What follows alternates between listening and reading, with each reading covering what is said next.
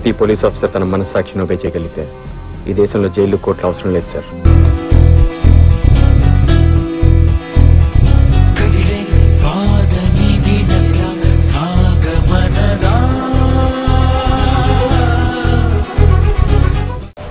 వియ్యంకుడైన నందమూరి బాలకృష్ణను కూడా కాదనుకుని తన తమ్ముడు కొడుకైన నారా రోహిత్ ను సినీ ఇండస్ట్రీలో ప్రమోట్ చేసుకోవడానికి చంద్రబాబు నాయుడు ప్రయత్నిస్తున్నారా?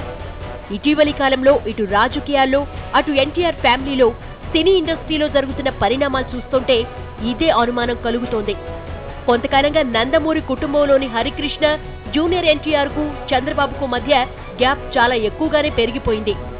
చంద్రబాబు ముఖ్యమంత్రిగా ఉన్న రోజుల్లో ఆబ్లికేషన్ కొద్దీ కొన్ని సినిమా ఫంక్షన్లో పాల్గొన్నప్పటికీ ప్రతిపక్షంలోకి వచ్చాక మాత్రం బాబు సినీ ఫంక్షన్లకు హాజరయ్యారంటే అది కేవలం నందమూరి వారసుల సినిమాలేనని చెప్పొచ్చు.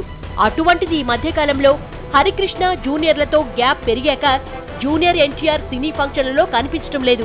ఇటీవల జరిగిన ఊసరవెల్లి సినిమాకు సంబంధించిన ఫంక్షన్లలో వేట్లోనూ చంద్రబాబు పార్టిసిపేట్ చేయలేదు. ఇక ఇటీవల జరిగిన శ్రీరామరాజ్యం ఆడియో సక్సెస్ మీట్ కు చంద్రబాబు హాజరవుతారని ఇటు రాజకీయ వర్గాలు అటు సినీ వర్గాలు భావించాయి. కానీ ఈ ఫంక్షన్ లో కనపడలేదు నారావారు.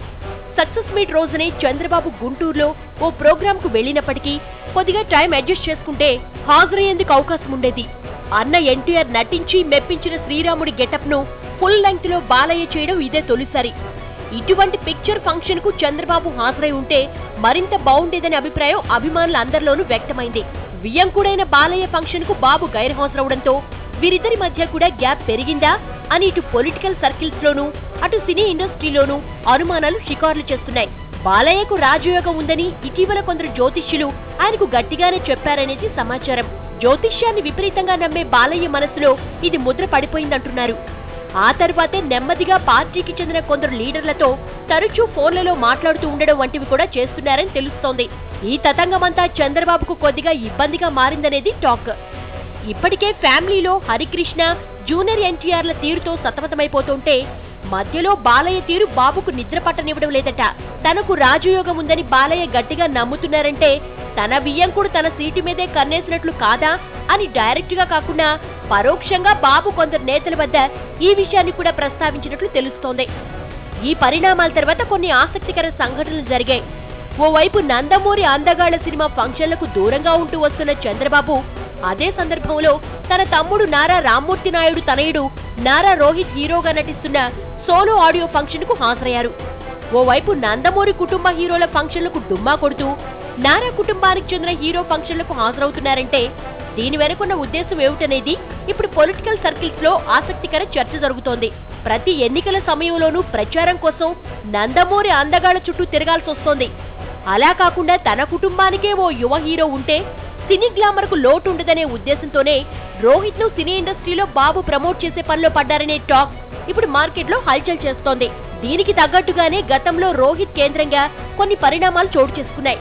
చంద్రబాబు రోహిత్ తొలి సినిమా బాణం పర్వాలు నడిపించుకున్న తర్వాత చంద్రబాబు రోహిత్ కు పుషప్ ఇచ్చేందుకు ప్రయత్నించారని అప్పట్లో సినీ పొలిటికల్ సర్కిల్స్ లో విస్తృతంగా ప్రచారం నడిచింది. చంద్రబాబే స్వయంగా కొందరు యువ దర్శకులను తన ఇంటికి పిలిపించుకుని మంచి కథలుంటే రోహిత్ కు ఛాన్స్ ఇవ్వాల్సిందిగా కోరినట్లు అప్పట్లో వార్తలొచ్చాయి.